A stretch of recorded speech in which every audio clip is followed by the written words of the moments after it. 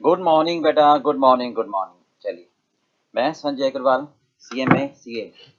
आज हम शुरू कर रहे हैं बेटा paper number 3, cost and management accounting for CA inter marathon video. सबसे पहले मैं आपको दो बातें बताऊं इसमें कि हम इसमें कवर करेंगे प्रैक्टिकल पार्ट, क्योंकि जो आपके एग्जाम में कॉस्ट एंड मैनेजमेंट अकाउंटिंग में CA इंटर के ग्रुप 1 में 100 मार्क्स का जो पेपर है, इसमें दो पार्ट्स कवरेज हैं। एक है प्रैक्टिकल पार्ट और एक है theory part. Practical part basically बात करूं तो पूरे 100 मार्क्स का आता है और थ्योरी 20 मार्क्स की ऑप्शन में। ठीक है, मतलब 6 क्वेश्चन आएंगे आपके पास। अब ऐसे तो 120 नंबर का पेपर आएगा, करना तो आपको 100 नंबर का ही होगा ना, तो एक आप ऑप्शन में इसको छोड़ सकते हो। तो हमारा पर्पस कहने का ये हुआ कि ये आपका पूरा प्रैक्टिकल पेपर ही है। ओके, बट स्टिल अभी हम जो ये मैराथन वीडियो शुरू कर रहे हैं और इसमें हर टॉपिक के जो प्रैक्टिकल कॉन्सेप्ट्स हैं मैं आपको वो बताने जा रहा हूँ। थ्योरी के लिए एक और मैं आपको वीडियो इंट्रोड्यूस करूंगा जो सिर्फ थ्योरी की होगी। ठीक है, तो प्रैक्टिकल पार्ट आपका पूरा इसमें कवर होगा और स्पेशली जिन स्टूडेंट्स ने ऑलरेडी कॉस्टिंग करी हुई है एग्जाम के लिए, ये रिवीजन पर्पस के लिए हम बना रहे हैं। ठीक है, जो फर्स्ट टाइम स्टूडेंट पढ़ेंगे उतना हो सकता है उनके लिए बेनिफिट ना हो, बट स्टिल रेफरेंस के लिए आप इसको यूज कर सकते हो, पढ़ सकते हो। बट बहुत ज्यादा बेनिफिट होगा आपको अगर आपने एक बार कॉस्टिंग की हुई है और इसको अगर आप गो थ्रू हो जाओगे तो ये एड ऑन वैल्यू एडिड हो जाएगा आपके लिए। ठीक बात है। चलिए नाउ अब हम अपना शुरू करते हैं। सबसे पहले देखिए, इंस्टीट्यूट के स्टडी मेटेरियल के हिसाब से शुरू कर रहे हैं हम चैप्टर नंबर 6। हमारा होगा वो चैप्टर नंबर 1। ओके, इसको बोलते हैं हम कॉस्ट शीट।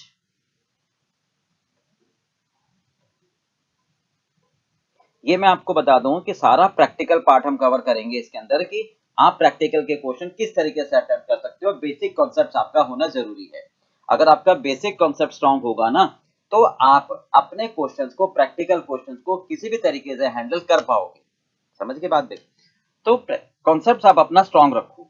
ओके, चलिए देखिए, सबसे पहले हम शुरू करते हैं कॉस्ट शीट। कॉस्ट शीट में सबसे पहले मैं आपको ये बता दूं कि कॉस्ट का मीनिंग ही क्या है। Right, what is the meaning of cost, बहुत ध्यान से समझना। भाई कोई भी कंपनी मैन्युफैक्चरिंग है या सर्विस इंडस्ट्री है, मैन्युफैक्चरिंग का मतलब प्रोडक्ट बनाते हैं। जैसे हम पेन बना रहे हैं, जैसे हम शर्ट बना रहे हैं, जैसे हम पेंसिल बना रहे हैं, जैसे हम मोबाइल बना रहे हैं, कोई भी प्रोडक्ट है जो कंपनी प्रोडक्ट बनाती है, तो वो ये जानना चाहती है कि भाई इस प्रोडक्ट की कॉस्ट कितनी आई। भाई दूसरे खर्चे भी तो होते हैं, कुल प्रॉफिट और लॉस अकाउंट नहीं जानना चाह रहे, वो ही जानना चाह रहे हैं कि जब मैंने कंपनी में एक प्रोडक्ट बनाया तो उस प्रोडक्ट की कॉस्ट कितनी आई, मुझे ये तो बताओ, ताकि मैं उसमें प्रॉफिट ऐड करके अपना प्रोडक्ट का प्राइस डिटरमाइन कर सकूं, ताकि मुझे ये तो पता लगे कि प्रोडक्ट से मुझे कितना प्रॉफिट आ रहा है और जो बाकी के खर्चे हैं उस वजह से मुझे कितना प्रॉफिट कम हो पा रहा है। भाई आपको जब तक यही नहीं पता लगेगा कि कौन सा खर्चा कहां कितना हो रहा है, आप कैसे कम करोगे। क्योंकि हमारा देखो परफेक्ट परफेक्ट कंपटीशन में आप बेसिक समझो, हमारा पर्पस क्या होता है, प्रॉफिट कमाना।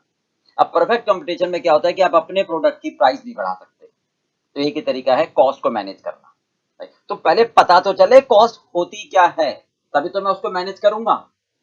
भाई जिस गांव जाना है वहां पर आपको मैनेज करना है, तो पहले पता तो चले उसका रास्ता कैसे है, वहां पर कौन सी चीज कैसी है। अब जब तक यही नहीं पता चलेगा तो आप उसको कैसे कंट्रोल कर पाओगे। समझ में आ गई बात। तो सबसे पहले बात है कॉस्ट की परिभाषा क्या है। देखो, cost is an amount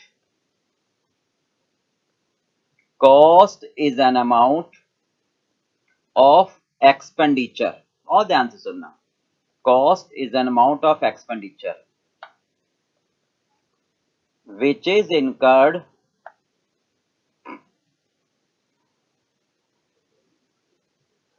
to produce the goods, which is incurred to produce the goods.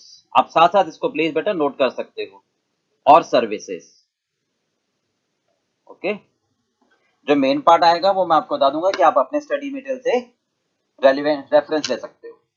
चलिए, अब ये कहते हैं कि जो खर्चा, बहुत ध्यान से सुनना, जो खर्चा, ठीक है, हमने माल को बनाने में खर्च किया है या सर्विस देने में, वो कॉस्ट है। सबको जोड़ लो।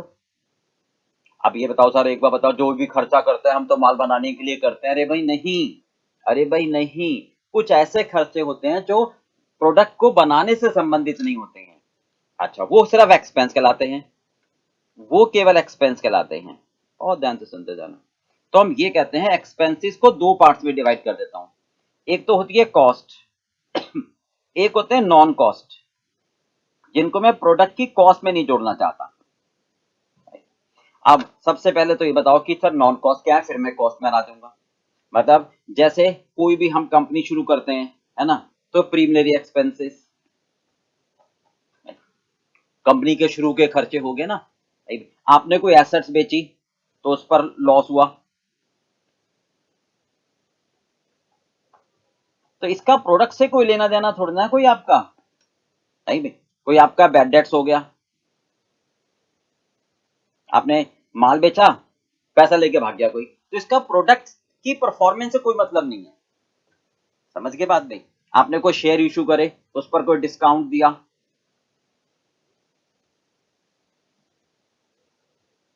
तो इसका प्रोडक्ट से कोई दूर दूर तक लेना देना नहीं है। बात समझ में आ गई, राइट। गुडविल आप राइट ऑफ कर रहे हो अपनी कंपनी की,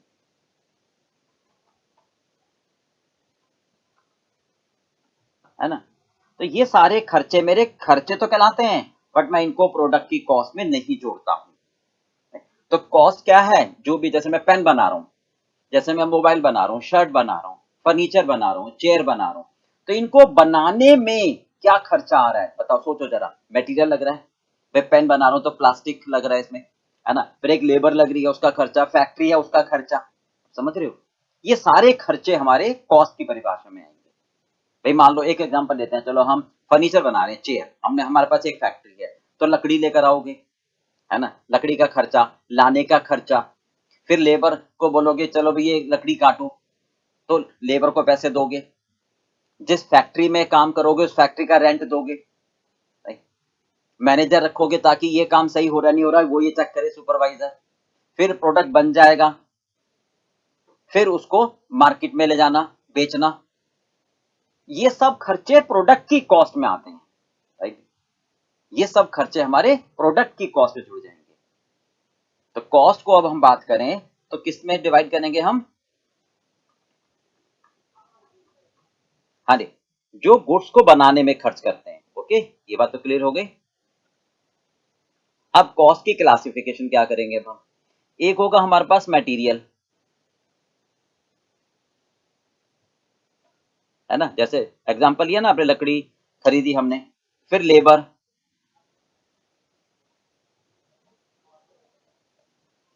ओके, और फिर एक्सपेंसेस,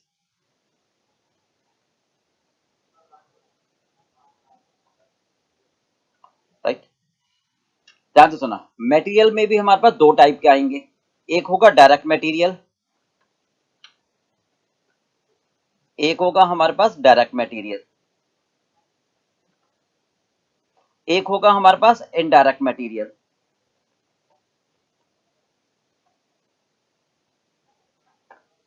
लेबर में भी दो होंगे, direct labour, indirect labour. Expenses में भी डायरेक्ट एक्सपेंसेस और इनडायरेक्ट एक्सपेंसेस। और ध्यान से सुनते जाना होगा। सर ये क्या है, पहले ओवरऑल व्यू समझे, हमने फर्नीचर बनाने, जैसे कोई भी प्रोडक्ट, अब फर्नीचर बनाना है आपको, तो पहले लकड़ी लाओगे, नहीं, लकड़ी लाकर आप लेबर को बोलोगे कि इसको काट पीट कर इसकी चेयर बनाओ, शेप बनाओ इसकी, तो वो लेबर इसको काटेगा पीटेगा, कहां पर, अब पार्क में बैठ के तो करेगा नहीं ना, एक अपना स्पेस ऑक्यूपाइड करोगे, उसको बोलते हैं फैक्ट्री, कि भैया फैक्ट्री में बैठकर अब अपना ये काम करो, तो फैक्ट्री का किराया भी दोगे आप, समझ रहे बात को। तो वो सारे खर्चे जो प्रोडक्ट के लिए कर रहे हैं हम, वो सारे खर्चे जो प्रोडक्ट के लिए कर रहे हैं, वो उसकी कॉस्ट में आएगा ना। अब मान लो मैंने कोई और काम करा, फर्नीचर बेच दिया, मतलब अलग से कोई एसेट बेची, मान लो बिल्डिंग बेची, चलो उसमें लॉस हुआ, तो उसका प्रोडक्ट से कोई लेना देना नहीं है ना। कंपनी शुरू करी, प्रिविलेज एक्सपेंसेस में माल बेचा, उधार आपका नुकसान हो गया, तो भाई वो सारे खर्चे उसका वो प्रोडक्ट कहेगा भाई साहब मेरे ऊपर क्यों डाल रहे हो, इसमें मेरी क्या गलती। आगे बात समझ में, इसलिए हम उन खर्चों को खर्चे तो कहते हैं, लागत कॉस्ट नहीं कहते। अब लेबर को पैसे दोगे, ठीक है, फिर फैक्ट्री के खर्चे, बन गया बेचने में खर्चे, तो ये ओवरऑल प्रोडक्ट की कॉस्ट आ गई। अब इसको प्रॉपर अगर हम डिफाइन करें तो 3 पार्ट्स में, material plus labour plus expense, ये कहलाएगी आपकी किसी भी प्रोडक्ट की टोटल कॉस्ट। ओके, आप ध्यान से देखो, direct material, direct labour, direct expenses, okay, इनको हम नाम देते हैं डायरेक्ट कॉस्ट, इसको हम नाम देते हैं डायरेक्ट कॉस्ट, इसको क्या नाम देते हैं हम, डायरेक्ट कॉस्ट, यानी प्राइम कॉस्ट भी कहते हैं इसको हम क्या देते हैं, प्राइम कॉस्ट, इसका दूसरा नाम है प्राइम कॉस्ट।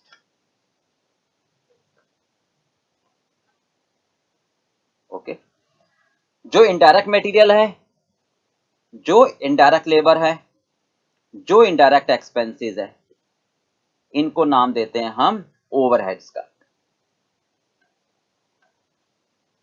इनको नाम देते हैं हम ओवरहेड्स का। ओके, इतनी बात समझ में आ गई। अब आते हैं डायरेक्ट मटेरियल क्या, डायरेक्ट कॉस्ट क्या है, ठीक है, चलो बहुत ध्यान से सुनते जाना जरा, बिल्कुल क्लियर हो रहा है। हाँ जी, direct material,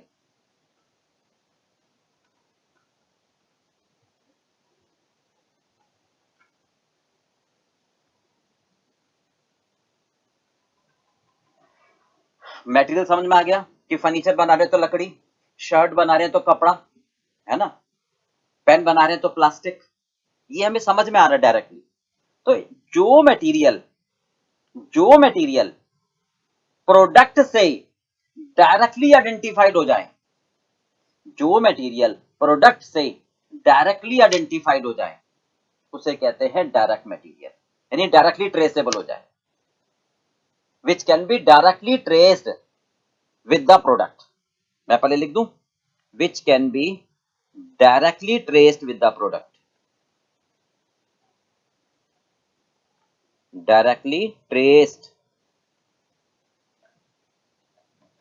with the product, जो हमारे प्रोडक्ट से डायरेक्टली ट्रेस हो पाए, ठीक है भाई, जो फिजिकली प्रेजेंट रहे, जो फिजिकली प्रेजेंट रहे, दिखाई देता रहे प्रोडक्ट में, नजर आता रहे, हाँ हाँ भाई हाँ ये है, ठीक है, डायरेक्टली ट्रेस का मतलब आइडेंटिफिएबल।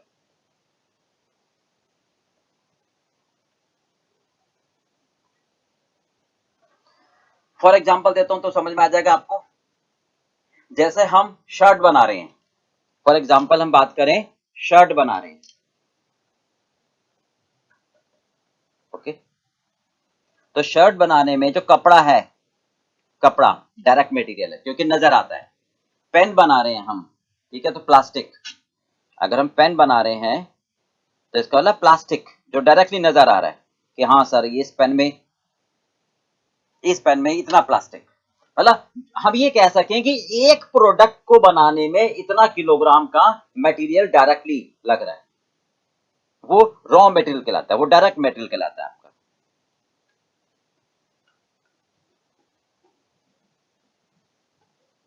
डायरेक्टली ट्रेस हो जाता है, दिखाई देता है। मोबाइल बना रहे हैं,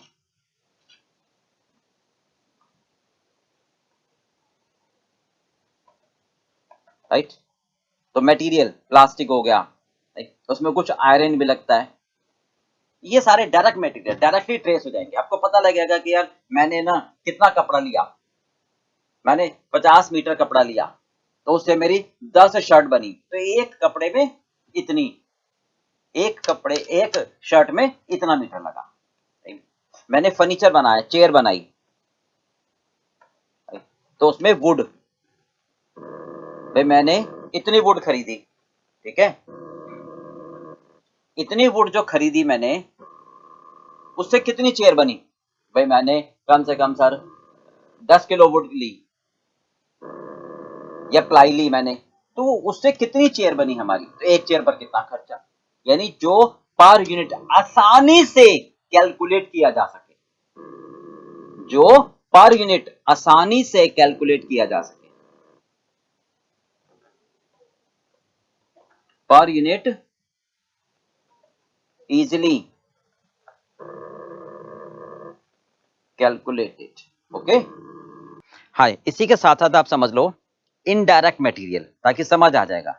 तो आपको ना दो चीजें समझनी है, डायरेक्ट और इनडायरेक्ट। वर्ड का मतलब, डायरेक्ट का मतलब भाई डायरेक्टली, आप समझना बात को जरा, वर्ड की परिभाषा कि मैं पहले डायरेक्ट इनडायरेक्ट को एम्फेसिस करता हूं। मिस्टर ए बी को जानता है, भाई हाँ मेरे पास उसका नंबर है, कभी भी बात आएगी तो मैं उससे बात कर लूंगा।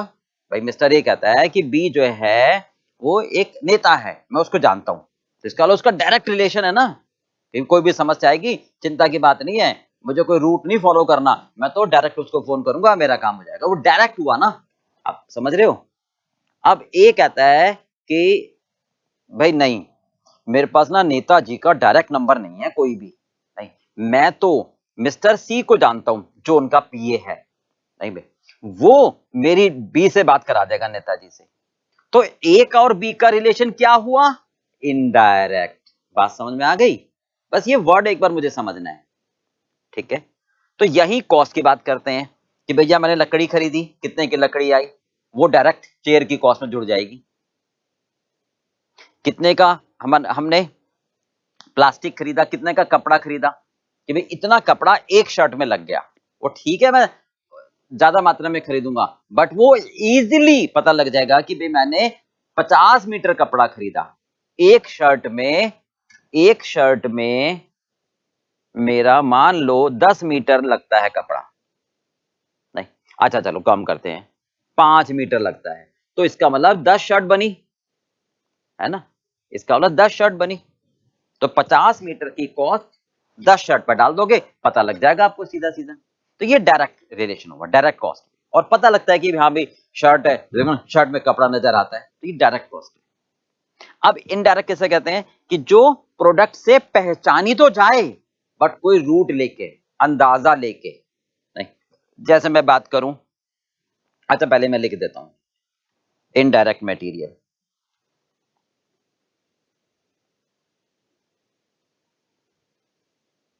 Indirect material, right. Indirect material का मतलब क्या हुआ? कि वो material which can not be directly identified, which can not be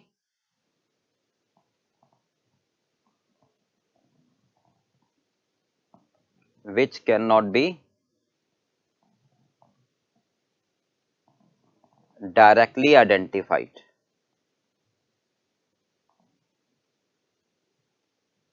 with the product। भाई प्रोडक्ट से आप डायरेक्टली आइडेंटिफाई ना कर पाओ, जो आप पहचान तो सको, याद है सुनना, प्रोडक्ट से पहचान ही नहीं सकते तो वो कॉस्ट नहीं है। Premier expenses, bad debts, loss on sale of assets, discount on share, तो प्रोडक्ट से कोई लेना देना नहीं है, तो उसको भैया बाहर हो जाओ, है ना। अब पहचान तो सकते हैं भाई, मैं तो ना तो सी का नंबर जानता ना एक बी का नंबर, तो फिर तो रिलेशन ही कुछ नहीं है ना, ये मतलब है। अब अगर डायरेक्ट है तो डायरेक्ट, और अगर किसी के थ्रू है तो इनडायरेक्ट। यहां क्या मतलब हुआ? अब ध्यान से सुना जरा, इसको कैसे हम समझते हैं।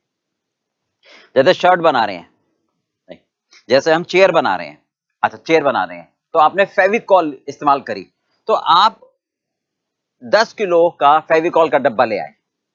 अब वो फेविकॉल कितनी चेयर में लगा, तो अंदाजा लगेगा ना, एक्यूरेसी आप नहीं देख पाओगे। अब बात समझ रहे हो, एक्यूरेसी मैं नहीं देख पाऊंगा। कीले लेकर आए, अब एक चेयर में आप कीले 2 किलो लेकर आए, सर अब 2 किलो चेयर से तो कितनी चेयर बन गई होंगी, अंदाजा ही लगाओ आप ना, किसी में कम किसी में ज्यादा, समझ रहे हो बात को। तो ये जो मटेरियल है तो मटेरियल, है तो मटेरियल ना, राइट, बट कौन सा है? इनडायरेक्ट मटेरियल, आप समझ रहे हो।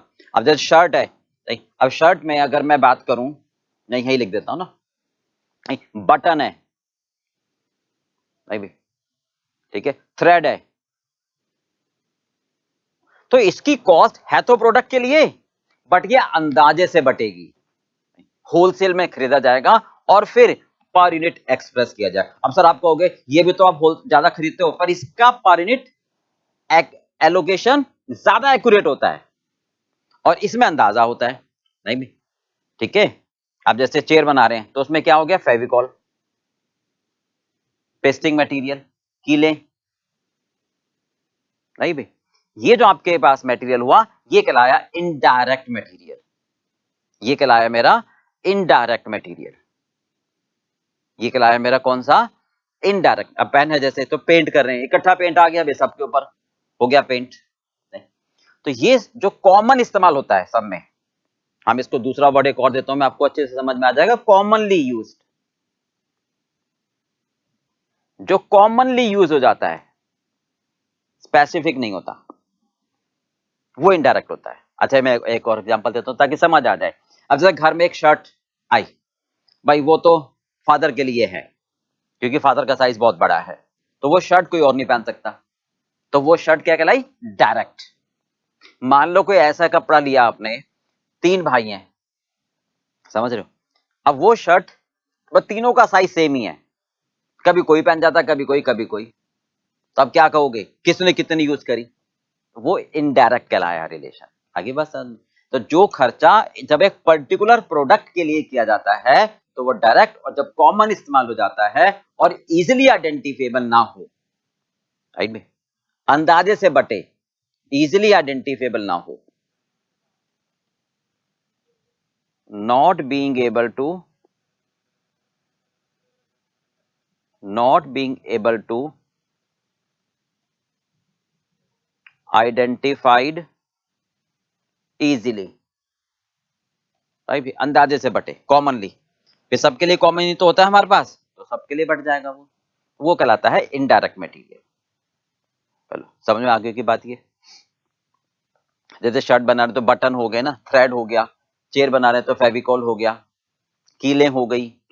अच्छा एक मैं एग्जांपल और देता हूं, जैसे आप डिश बना रहे हो, है ना, सब्जी, ठीक है, गोभी की सब्जी बना रहे हैं रसोई में, तो जो कच्ची गोभी होगी, समझ गए, वो क्या कहलाएगा, डायरेक्ट मटेरियल, नहीं, आलू की सब्जी बना रहे हैं, पोटैटो,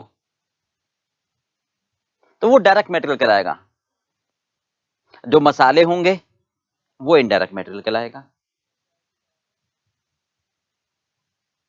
बात समझ में आ गई, तो जो सबके लिए कॉमनली इस्तेमाल होता है वो कहलाता है हमारा इनडायरेक्ट मटेरियल, जो एक पर्टिकुलर के लिए हो वो डायरेक्ट मटेरियल। बिल्कुल क्लियर हो गया, कोई डाउट तो नहीं। चलो अब आगे चलते हैं, ऐसे same direct labour, indirect labour, same direct labour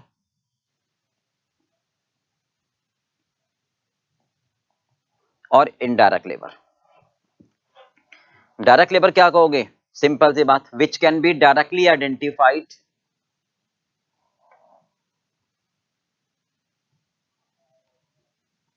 which can be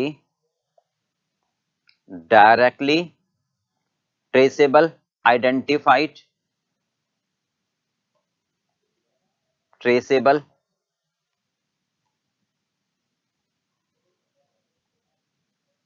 with the product, particular product, हम डायरेक्टली कह सकते हैं कि हाँ भाई ये इसके लिए है, राइट, इसको बोलते हैं डायरेक्ट लेबर। मैं एग्जांपल देता हूं कि भाई आपने फैक्ट्री में शर्ट बनानी है, ठीक है, कपड़ा, अब शर्ट जो बनानी है तो कपड़ा आया, ध्यान से सुना, कपड़ा जब आया, ठीक है, तो 3 प्रोसेस में बनता है। पहला प्रोसेस 1 कटिंग पर जाएगा, ठीक है, दूसरा प्रोसेस स्टिचिंग पर जाएगा, तीसरा प्रोसेस पैकिंग पर जाएगा। मान लो पहला क्या कह रहे हैं हम, कटिंग, है ना, दूसरा स्टिचिंग, तीसरा पैकिंग। समझ रहे हो बात को, तो यहां पर मैंने कटिंग के लिए एक रामलाल को रख दिया, भाई तुम्हारा काम है कटिंग करना, यहां पर मैंने श्यामलाल को रख दिया, यहां मोहनलाल को रख दिया, समझ गए। अब रामलाल को, श्यामलाल को, मोहनलाल को जो मैं पैसे दे रहा हूं, आप समझो बात क्या है, भाई इस रामलाल को मैंने एक दिन में 1000 रुपए दिए, ठीक है, इसको भी मैंने 1000 रुपए दिए, इसको भी मैंने 1000 रुपए दिए पर डे, और ये देखा कि भाई ये मिस्टर मेरा रामलाल एक दिन में 5 शर्ट की कटिंग करता है। ओके, ये भी 5 शर्ट की, सिंपल एग्जांपल ले रहे हैं एक बार, स्टिचिंग करता है, ये भी 5 शर्ट की पैकिंग करता है। तो इसका मतलब मैं 5 शर्ट के लिए 3 बार 1000 रुपए दे रहा हूं। तो इसका मतलब डायरेक्टली, क्योंकि इस लेबर का काम डायरेक्टली, और कुछ नहीं करना, इसको कुछ नहीं करना, राइट। तो इसका मतलब एक शर्ट पर 200 रुपए कटिंग, एक शर्ट पर 200 रुपए स्टिचिंग, एक शर्ट पर 200 रुपए पैकिंग। तो ये जो 600 रुपए हो गए मेरे, डायरेक्टली हो गए ना, न लड़ाई ना कोई झगड़ा, आगे बात समझ में, डायरेक्टली ट्रेसेबल हो गए। बिल्कुल क्लियर है। अब अगर हम आते हैं साथ में इनडायरेक्ट लेबर, अब मुझे पता है कि ये लेबर आपस में कई बार क्या करते हैं, गप मारते हैं, आपस में गॉसिप करते हैं, हाँ भाई तेरे घर में क्या चल रहा है, मेरे घर में ये चल रहा है, काम धीरे धीरे करते हैं। तो भाई अगर काम धीरे धीरे करेंगे तो मेरा तो नुकसान हो जाएगा ना।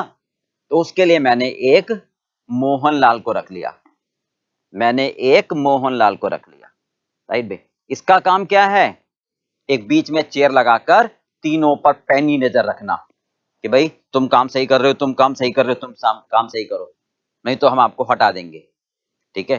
तो ये तीनों को चेक करेगा। आप ध्यान से सुनो, इसको मैं दे रहा हूं 2000 रुपए पर डे, राइट भाई।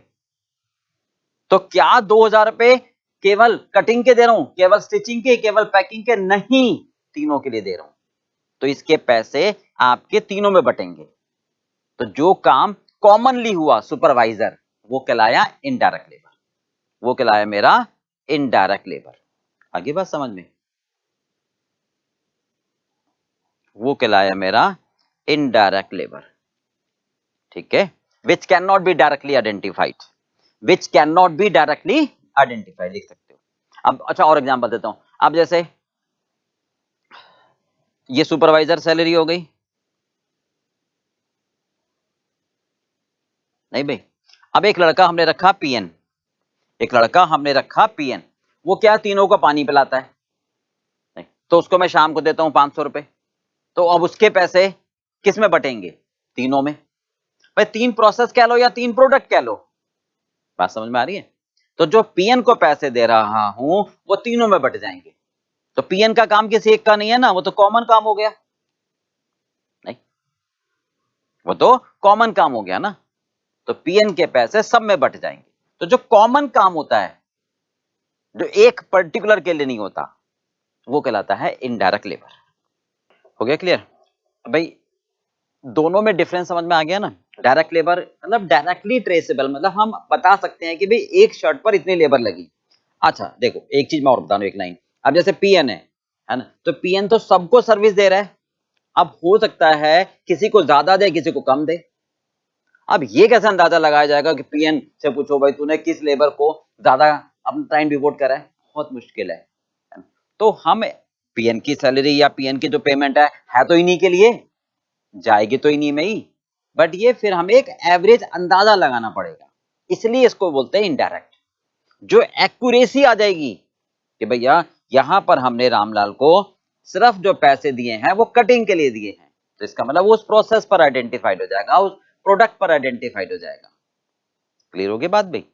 अब चाहे प्रोडक्ट का ही या प्रोसेस, समझना तो एक ही मतलब है कि भाई पीएन ने, सुपरवाइजर ने, हो सकता है किसी एक प्रोडक्ट या प्रोसेस पर ज्यादा टाइम डिवोट करा हो, दूसरे पर कम, और कभी किसी पर ज्यादा कभी किसी पर कम। तो हमें एक बेस लेकर बांटना पड़ेगा। हमने क्या कहा, बेस लेकर बांटना पड़ेगा। यानी मैं सी को जानता हूं, वो बी को जानता है ना, तो बेस मेरा हो गया सी। तो जब किसी खर्चे को बेस लेकर बांटना पड़े अंदाजे से, ठीक है, प्रोडक्ट पर, तो वो कहलाता है मेरा इनडायरेक्ट, यानी कॉमन खर्चा होता है। क्लियर।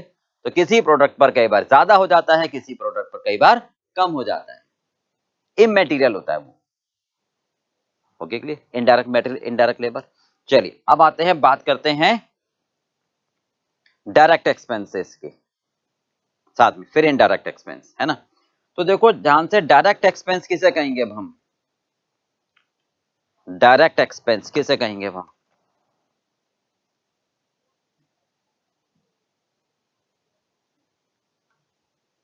डायरेक्ट एक्सपेंस का मतलब होगा same, which can be directly identified, which can be directly identified, ठीक है, बिल्कुल दिक्कत नहीं है। मैं एग्जांपल दे देता हूं, मैंने ना ये प्रोडक्ट बनाया, मैंने कोई भी एक प्रोडक्ट बनाया, वे सिंपल सी डेफिनेशन क्या, which can be directly identified, okay.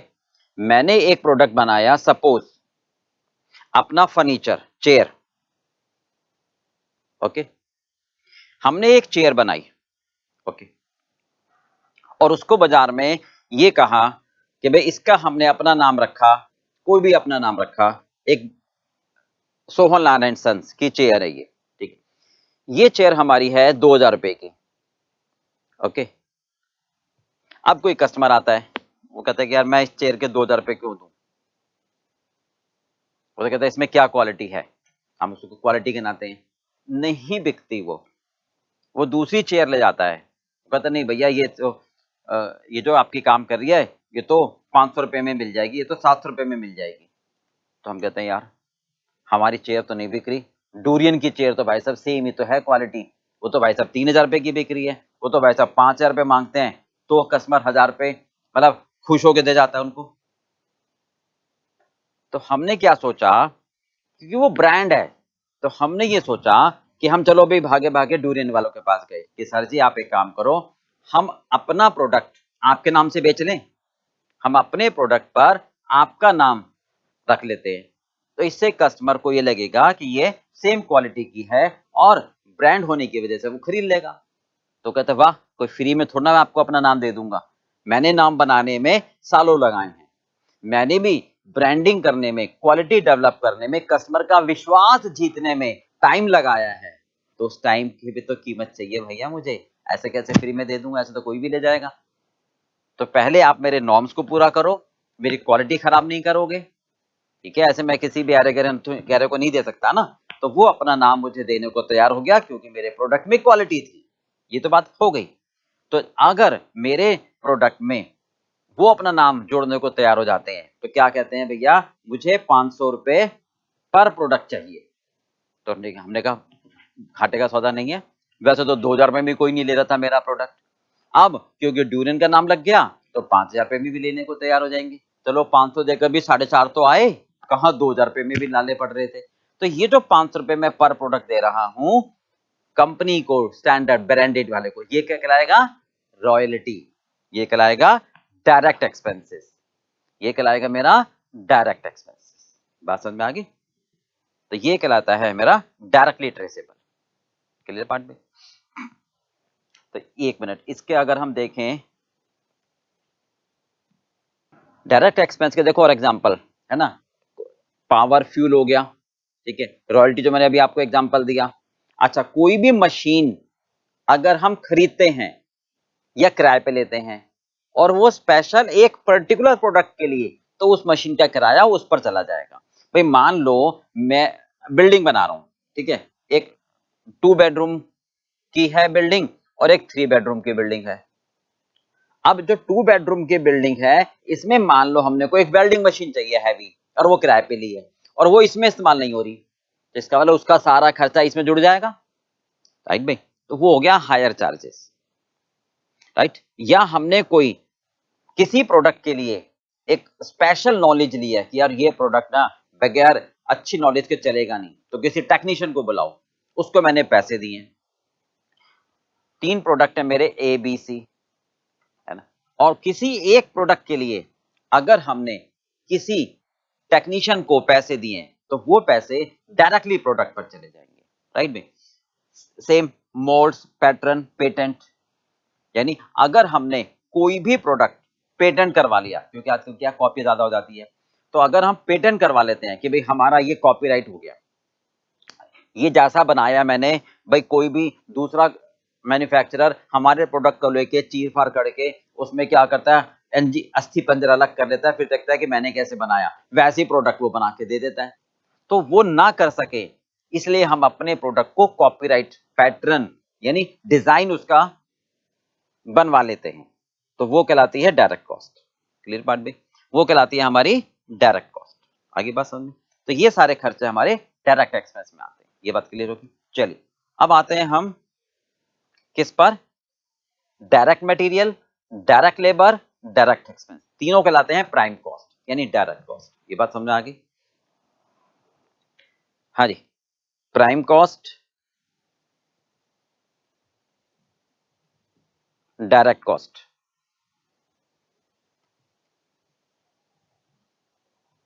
Okay चलिए, ये क्या आया, डायरेक्ट मटेरियल, डायरेक्ट लेबर और डायरेक्ट एक्सपेंसेस। ओके तो ये कहलाएगा हमारा प्राइम कॉस्ट। इतनी बात समझ में आ गई। अब इनडायरेक्ट मटेरियल, इनडायरेक्ट लेबर हो गया। अब बात आती है इनडायरेक्ट एक्सपेंसेस की। अब बात किसकी आती है हमारी, इनडायरेक्ट एक्सपेंसेस की।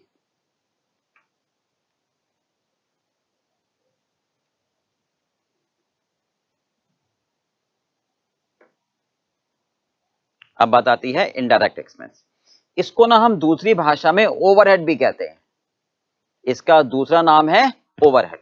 अच्छा बीच में मैं आपको एक बात और बताऊं, चलो कभी भी ना, ये हमारा व्यूज है और इसको एक्सेप्ट करो, पिछले अटेम्प्ट में या उससे पहले किस टॉपिक से कितना आया था, तो प्लीज बेटा इसको मत कॉन्सेंट्रेट करना, इससे आपका कोई ज्यादा भला नहीं होने वाला है। क्योंकि एक ही चीज फॉलो करो कि आपके सिलेबस में जितने टॉपिक हैं सब पर बराबर ध्यान दो। पता नहीं इंस्टीट्यूट कौन से टॉपिक से ज्यादा कब पूछ ले। पेपर बनाते समय हमारे पास ये नहीं होता है कि अच्छा भाई पिछली बार हमने ज्यादा किस टॉपिक से पूछा तो आगे भी ज्यादा उसमें से पूछेंगे। ऐसा कुछ भी ट्रेंड नहीं है आईसीएआई का। तो इसका विशेष ध्यान रखो कि आप अपना समय नष्ट मत करो ये जानने में कि इस टॉपिक से नवंबर 18 में, मई 20 में, नवंबर 20 में, मई 21 में किस टॉपिक से किस बार ज्यादा आया है। Do not waste your productive time. उतना टाइम आप कॉन्सेप्ट को समझने में लगा लो। Do your best, forget the rest. आगे बात समझ में? इस प्रिंसिपल को फॉलो करो। फिर भैया भाई मैं सारी तैयारी कर ली, किसी भी टॉपिक से कितने भी नंबर का पूछ लो, हमें कोई परेशानी नहीं है, ऐसा सोच डेवलप करो आप। ठीक है चलो, बीच में बात आई थी तो मैंने बता दिया। अब आता है indirect material, indirect labour, indirect expense. Okay इनको बोलते हैं हम ओवरहेड। ठीक है, इनडायरेक्ट एक्सपेंस का मतलब क्या हो गया, जो हमारे कॉमन खर्चे होते हैं, जैसे फैक्ट्री का रेंट हो गया, खर्चे खर्चे, ना तो मटेरियल ना लेबर। ठीक है, मतलब जैसे फैक्ट्री का रेंट हो गया, अब फैक्ट्री का रेंट किसी एक प्रोडक्ट के लिए दोगे, सबके लिए दोगे आप, है ना। मैनेजर की सैलरी हो गई। तो इनको ना हम तीन भागों में बांटते हैं, इनको हम तीन भागों में बांटते हैं, ध्यान से सुनना जरा। एक है हमारे पास फैक्ट्री, भाई सबसे पहले फैक्ट्री आएगा, फिर आएगा आपके पास ऑफिस, इसको बोलते हैं ऑफिस एंड एडमिनिस्ट्रेशन। ठीक है, तीसरा है आपका सेलिंग और डिस्ट्रीब्यूशन, तीसरा है आपका सेलिंग और डिस्ट्रीब्यूशन, हमने लिख दिया शॉर्ट में एसएनडी। ठीक है, अब मैं इसको ऐसे ब्रेकअप कर देता हूं, बिल्कुल क्लियर हो जाएगा। Indirect material, indirect labour, indirect expenses, बिल्कुल क्लियर हो जाएगा आपको जानना। मतलब इन सबको जोड़कर हमारी टोटल कॉस्ट आ जाती है, डायरेक्ट मटेरियल, डायरेक्ट लेबर और डायरेक्ट एक्सपेंसेस, प्राइम कॉस्ट, और बाकी overhead, indirect material, indirect labour और इनडायरेक्ट एक्सपेंस। अच्छा धीरे धीरे समझते हैं। इनडायरेक्ट मटेरियल की बात करूं अभी, कौन से खर्चे ऐसे होंगे जो फैक्ट्री में होगा मटेरियल, होगा मटेरियल पर वो इनडायरेक्ट कॉमन, यानी फैक्ट्री में क्या होगा बताओ, ऑयल, लुब्रिकेंट ऑयल होता है ना, जैसे मशीनें साफ करते हैं हम, भैया आपने फैक्ट्री में ऑयल मंगा लिया, जैसे मशीनें साफ करते हैं लुब्रिकेंट, अब 5 लीटर ऑयल मंगा लिया, तो कौन से प्रोडक्ट के लिए कितना ऑयल कंज्यूम हुआ, सर ये तो बड़ा मुश्किल है कहना ना, ये तो कॉमन यूज हो गया, आप इसको अंदाजे से ही बांटोगे आप, है ना। ठीक है, अब चेयर बना रहे हैं हम, तो फेविकॉल, पेस्टिंग मटेरियल, तो सर फेविकॉल तो हमने कॉमन इस्तेमाल किया, हमने तो 10 लीटर का फेविकॉल का डब्बा मंगा लिया था और जब जिसमें इस्तेमाल होना हो वहां कर लिया, कीले नहीं। ठीक है, बटन, रेस्टोरेंट है तो मसाले, ये सारा इनडायरेक्ट मटेरियल कहलाएगा क्योंकि कॉमन इस्तेमाल हो रहा है और एक्यूरेसी थोड़ी मुश्किल हो जाएगी एक प्रोडक्ट पर। चलिए फैक्ट्री में बात करते हैं, इनडायरेक्ट लेबर मतलब वो लेबर जो कॉमन इस्तेमाल हो रही है, पीएन है। अब ये थोड़ा है कि पीएन किसी एक को मतलब सबको बराबर बराबर सर्विस देगा, नहीं भाई सर मैं तो बस 1 घंटा प्रोडक्ट ए में, 1 घंटा प्रोडक्ट ए में, 1 घंटा प्रोडक्ट बी में, ऐसे नहीं हो सकता ना भाई। जो जिस समय टूल्स ज्यादा मंगाएगा वहां ज्यादा, जो पानी ज्यादा मंगाएगा वो ज्यादा। तो अब ये एक्यूरेसी देखना, रिकॉर्ड रखना मुश्किल है कि मैं एक कॉपी रखूंगा कि देख भाई रामलाल तुम्हारा काम क्या है, पीएन का हेल्पर का, तुम ये देखो कि कितने समय के लिए किस प्रोडक्ट पर अपना टाइम डिवोट कर रहे हो, नहीं हो पाएगा उतना। तो उतना अगर आप करोगे तो एक खर्चा और बढ़ जाएगा, तो इसलिए उसको कॉमन डाल देते हैं। ठीक है, इसलिए हमने डाल दिया इसको पीएन की सैलरी। इनडायरेक्टली हमने डाल दिया सुपरवाइजर।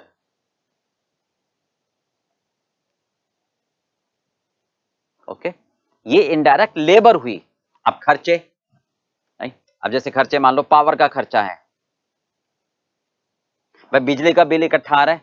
अब बिजली के बिल में सर ये कैसे आइडेंटिफाई करूं कि हर मशीन के लिए अलग अलग मैं मीटर लगवा लूं, मुश्किल हो जाएगा। तो कॉमनली इस्तेमाल हो गए, है नहीं, तो ये कहलाएगा इनडायरेक्ट एक्सपेंस। तो ये फैक्ट्री ओवरहेड में आ गया। क्लियर बेटा, फैक्ट्री में खर्चे, फैक्ट्री ओवरहेड। अच्छा ऑफिस में, अब ये तो नहीं कि फैक्ट्री में काम हो रहा तो हमारा प्रोडक्ट बिक जाएगा। अरे भाई वेंडर से पेमेंट लेनी है, वेंडर को बताना है कि रॉ मटेरियल भेज दे, उसको ऑर्डर देना है, नहीं लेबर अपॉइंट करनी है, तो एक ऑफिस तो रखोगे। बगैर ऑफिस के आप फैक्ट्री कैसे चला लोगे मुझे बताओ। भाई फैक्ट्री में काम करेगा लेबर, लेबर छोड़ के चला गया तो आप अपॉइंट करोगे ना लेबर को, तो कौन करेगा अपॉइंट, ऑफिस रखोगे ना। ऑफिस में एचआर डिपार्टमेंट होगा ना, एडवर्टाइजमेंट देगा ना। मटेरियल सप्लायर से मंगाना है, वो देर कर रहा है तो उससे कॉन्टेक्ट करना पड़ेगा कि भाई मटेरियल फैक्ट्री में भेज, नहीं तो प्रोडक्शन रुक रहा है हमारा, नहीं तो पेनल्टी लगेगी। मतलब ये सारी चीजें मैनेज करने के लिए ऑफिस तो होना चाहिए ना, ये कह रहे हैं। अब ऑफिस में कौन सा खर्चे होंगे इनडायरेक्ट मटेरियल की परिभाषा में जो आएंगे, स्टेशनरी, नहीं भाई, भाई जो स्टेशनरी आप कंज्यूम करो वो किसी एक प्रोडक्ट का ना कॉमन है। ऑफिस में मैनेजर की सैलरी, ऑफिस में मैनेजर की सैलरी। ओके, अकाउंटेंट की सैलरी, ये सारे खर्चे सबके लिए हिसाब किताब इकट्ठा रखेंगे। ऑफिस में इलेक्ट्रिसिटी का बिल, नहीं भी वाटर बिल, ये सारे खर्चे हमारे कॉमन हो जाएंगे। चले अब आते हैं सेलिंग का खर्चा। नहीं, सेलिंग का मतलब क्या होता है, बेचने के लिए। Indirect material, packing material commonly इस्तेमाल होते हैं। ठीक है, रैपिंग पेपर जिसे कहते हैं ना। इनडायरेक्ट लेबर, सेल्समैन की सैलरी, कमीशन उनका किसी एक प्रोडक्ट के लिए होता है, कॉमनली होता है। इनडायरेक्ट एक्सपेंसेस, एडवर्टाइजमेंट, प्रमोशनल खर्चे, भाई आपने अखबार में ऐड दे दिया, सोशल मीडिया पर ऐड दे दिया कंपनी का, तो जितने भी प्रोडक्ट होंगे सब पर बटेगा ना। अब मारुति कंपनी है मान लो, तो उसने अपना मारुति ब्रांड का ऐड दिया है, तो अब मारुति 800, एल्टो, जैन, SX4 सबके लिए हो गया ना वो तो, राइट। तो ये खर्चे हमारे इनडायरेक्ट एक्सपेंस के लाए। तो इन सबको ऐड करके हम क्या नाम देते हैं, ओवरहेड्स का। इन सबको ऐड करके हम नाम दे देते हैं बेसिकली ओवरहेड्स का। तो ओवरहेड्स 3 टाइप के हो गए, फैक्ट्री, ऑफिस और सेलिंग, और उनमें category indirect material, indirect labour, indirect expense. तो टोटल कॉस्ट क्या आएगी अब हमारी आगे जाके, टोटल कॉस्ट क्या आएगी, प्राइम कॉस्ट, इसमें क्या आएगा, direct material, direct labour, direct expenses plus overhead. इसमें क्या आएगा, फैक्ट्री, ऑफिस और सेलिंग। इसके अलावा जो खर्चे होंगे, premium expenses, discount on share, वो मैं टोटल प्रॉफिट में से माइनस करके रिकंसाइल करूंगा, मतलब रिपोर्टिंग करूंगा, फाइनेंशियल प्रॉफिट कहलाएगा। बट प्रोडक्ट की जब बात करूंगा तो ये कॉस्ट करूंगा, मैं जोड़ूंगा। यहां तक समझ में आ गया। अब आते हैं कॉस्ट शीट के परफॉर्मे पर, ठीक है। चलिए नेक्स्ट में बढ़ते हैं बेटा, कॉस्ट शीट।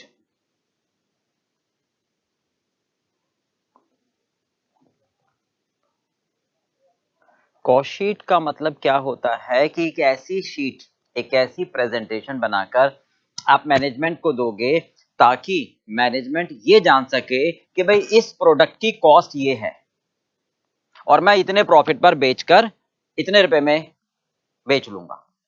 तो कॉस्ट कैलकुलेट करके, कौन सी, जो प्रोडक्ट बना रहे हो, चेयर बना रहे हो, पेन बना रहे हो, फर्नीचर बना रहे हो, कपड़ा शर्ट बना रहे हो, तो उनको पता लगना चाहिए कि यार इस प्रोडक्ट में मुझे कितना फायदा है। मतलब ये नहीं है कि मैंने साल भर में कितना कमाया, नहीं भाई, कुछ खर्चे ऐसे होते हैं कि जो मुझे करने हैं, उसका प्रोडक्ट से कोई लेना देना नहीं है। जैसे कोई पेनल्टी पे कर रहा हूं मैं, जैसे मान लो कोई हम डिले रिटर्न भर रहे हैं तो उसके लिए कोई इनकम टैक्स पे कर रहे हैं या फाइल टाइम से नहीं कर रहे, कोई पेनल्टी पे कर रहे हैं, कोई लॉसेस हो रहा है हमारे को, तो वो तो अलग हो गया ना, उसका प्रोडक्ट की परफॉर्मेंस से क्या लेना देना। नहीं, कोई कोविड की सिचुएशन आ गई आपके सामने, तो ऐसी ये सिचुएशन आ गई जिसका प्रोडक्ट से कोई लेना देना नहीं है, लेबर ने स्ट्राइक कर दी, तो वो प्रॉफिट को कम जरूर करेगा, बट प्रोडक्ट कहेगा भाई साहब मैंने क्या गलती करी, मेरे ऊपर तो वो बर्डन डालो जो मेरे को बनाने में खर्च हो रहा है ना, ताकि हम डिसीजन ले पाए कि हाँ यार ये वाला प्रोडक्ट सही है, ये वाला प्रोडक्ट सही है। भाई कहना चाहते हैं हम कि कई सारे प्रोडक्ट बना रहे हैं, नहीं, तो अब कोई कोविड की सिचुएशन आ गई या लेबर ने स्ट्राइक कर दी या कोई पेनल्टी दे दी, उसमें किसी एक पर्टिकुलर प्रोडक्ट का तो कोई लेना देना नहीं है ना। तो हम हर प्रोडक्ट की कॉस्ट शीट अलग बनाते हैं ताकि मैनेजमेंट को ये बता सके कि ये प्रोडक्ट आपको इतनी परफॉर्मेंस दे रहा है, तो उसमें टोटल कॉस्ट चाहिए, तो वो कहलाती है हमारी कॉस्ट शीट। क्लियर है बेटा? देखो जरा, हाँ जी, चलो बेटा, कॉस्ट शीट का परफॉर्मा आप देखते हैं हम। आपके इंस्टीट्यूट का स्टडी मटेरियल जो है आप उसको रेफर कर सकते हो, पेज नंबर 6.75 है। मैं इसको आपको एक्सप्लेन करता जाता हूँ, ठीक है। ये मैन्युफैक्चरिंग कंपनी की ही बात करते हैं। तो टोटल कॉस्ट क्या आएगी? Direct cost plus indirect cost. ठीक बात है, डायरेक्ट कॉस्ट में क्या आएगा? Direct material, direct labour, direct expenses यानी प्राइम कॉस्ट। चलो किस फॉर्मेट में? सबसे पहले आप लिखोगे डायरेक्ट मटेरियल कंज्यूम्ड, कि मैंने कितना मटेरियल खरीदा, वो नहीं, जो कंज्यूम करके प्रोडक्ट बनाया, तो फिर तो प्रोडक्ट की कॉस्ट होगी।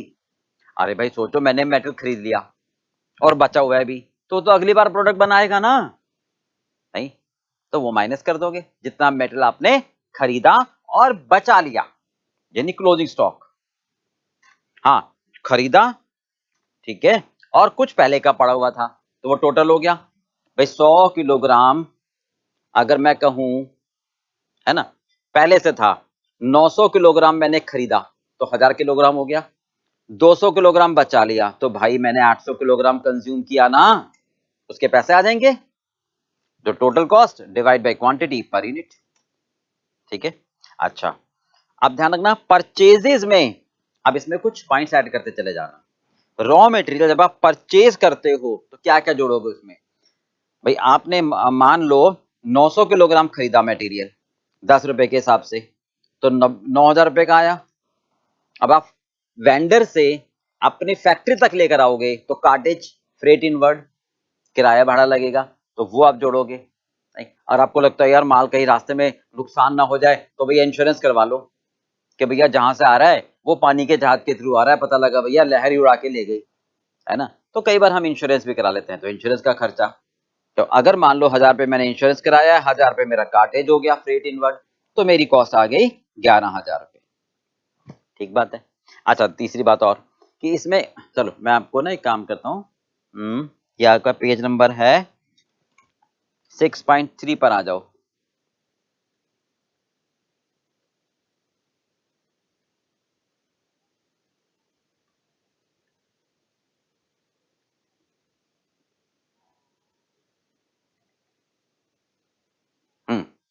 तो डायरेक्ट मटेरियल में क्या क्या आएगा? मटेरियल की कॉस्ट, फ्रेट यानी कार्टेज, इंश्योरेंस, और अगर कोई ट्रेड डिस्काउंट है, ट्रेड डिस्काउंट क्या होता है समझो जरा। सप्लायर कहता है कि सबको एमआरपी पर 10% डिस्काउंट है, तो अगर मान लो वो 110 रुपए का दे रहा है और 10 रुपए उसने डिस्काउंट दे दिया, तो भाई नेट 100 रुपए काउंट होंगे, क्योंकि trade discount is available to all customer without satisfying any discount any condition. तो सबको मिल रहा है, ट्रेड का बिजनेस है, एक ट्रेंड है बेसिकली। मैं कोई ज्यादा नहीं खरीद रहा, बल्क डिस्काउंट नहीं है, मैं कोई कंडीशन पूरी नहीं कर रहा, ठीक है, तो वो कहलाता है ट्रेड डिस्काउंट, जो सबको मिलता है, वो तो माइनस कर ही देंगे, नेट लेंगे। अच्छा ध्यान से समझना, कोई भी गवर्नमेंट की जो ड्यूटी होती है, जैसे आज की डेट में क्या है, जीएसटी है, तो अगर हम कोई जीएसटी पे करते हैं, बहुत ध्यान से सुनना मैं क्या कहना चाह रहा हूं, अगर मैं कोई जीएसटी पे करता हूं, गुड्स सर्विसेज टैक्स, ठीक है, और वो मुझे इनपुट क्रेडिट मिल जाता है, तो मैं उसको शामिल नहीं करूंगा। सर ये क्या भला होता है इनपुट क्रेडिट, जरा समझने की कोशिश करना, ठीक है। मान लो मैंने ना मटेरियल खरीदा 100 रुपए का, ओके, मान लो मैंने मटेरियल खरीदा 100 रुपए का, ठीक है, इस पर मैंने जीएसटी पे कर दिया 10 रुपए फॉर एग्जाम्पल, तो मुझे वो पड़ा 110 रुपए का। मैंने सप्लायर को जीएसटी पे करा 10 रुपए, ये इनडायरेक्ट टैक्स होता है, मिस्टर एक्स को पे करा, ठीक है। अब एक्स क्या करेगा, अपनी जिम्मे में तो रखेगा नहीं, ये गवर्नमेंट को जाके जमा करा देगा, लो जी ये आपका हिस्सा है, ठीक है, गवर्नमेंट के पास 10 रुपए आ गए। अब मैंने प्रोडक्ट बनाया और इस पे और खर्चे करे, ठीक है, लेबर लगाई, ओवरहेड लगाए, तो मेरी कॉस्ट मिलाकर सपोज टोटल बन गई 200 रुपए। ध्यान से सुनना बात को, अब मैंने अपना प्रॉफिट लगाकर इसको बेच दिया 250 रुपए की प्राइस में, नहीं भाई, मेरी प्राइस बनी 250 रुपए।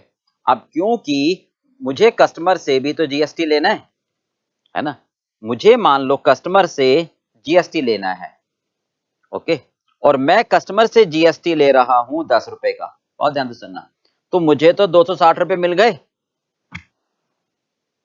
ठीक है। अब मुझे ये 10 रुपए गवर्नमेंट को जमा कराने हैं। अब सोचो जरा भाई, जब ये 10 रुपए मुझे गवर्नमेंट को जमा कराने हैं, तो क्या गवर्नमेंट के पास डबल नहीं आ गए, भाई मेरे से भी आ गए, जो मैंने कस्टमर से लिए और जो वेंडर को दिए थे उसने भी जमा करा दिए, तो भाई ये डबल गवर्नमेंट चाहती है ना आए। तो जब डबल नहीं आए, तो जब मैं उसका प्रोसीजर क्या होता है, जब मैं अपनी रिटर्न भरूंगा जीएसटी की, तो मैं ये कहूंगा कि मुझे जो 10 रुपए देने हैं मैं ऑलरेडी दे चुका हूं, अब मैं आपको नहीं दूंगा, राइट भाई। तो उस समय मैं क्या करूंगा, अपनी कॉस्ट शीट में जो मैंने वेंडर को देने 10 रुपए, ये तो मुझे कस्टमर से मिल जाएंगे, ये मुझे कस्टमर से मिल जाएंगे, यानी इसका मैं क्रेडिट ले लूंगा गवर्नमेंट से, और गवर्नमेंट के पास वेंडर से आ जाएंगे, तो गवर्नमेंट के पास एक एक देने से आ गए नहीं, और मेरी ये कॉस्ट का पार्ट हुआ नहीं, क्योंकि मैं भले ही पे कर रहा हूं, मैं भले ही अभी वेंडर को पे कर रहा हूं, पर बाद में मुझे कस्टमर दे देगा, ओके। तो इसको बोलते हैं हम क्रेडिट अवेलेबल। तो अगर जीएसटी का क्रेडिट उपलब्ध है तो हमारी कॉस्ट का हिस्सा नहीं बनेगा, बात समझ में आ गई। तो इसे लिखते हैं duties and tax GST, input credit is availed, ठीक है, तो मैं कॉस्ट में नहीं जोड़ूंगा, और अगर मुझे नहीं मिलेगा क्रेडिट, मान लो मैं कोई कंडीशन पूरी नहीं कर पाता या मेरा गुड्स ऐसा नहीं है, तो फिर हम उसको जोड़ेंगे। तो ये कहलाएगी डायरेक्ट मेटेरियल के बारे में सारी बातें। बोलो क्लियर हो गया बेटा, क्लियर। तो कोई भी कार्टेज हुआ, टैक्स हुआ, ठीक है, फ्रेट हुआ, तो ये सारी चीजें हम क्या करेंगे, ऐड कर देंगे, ओके।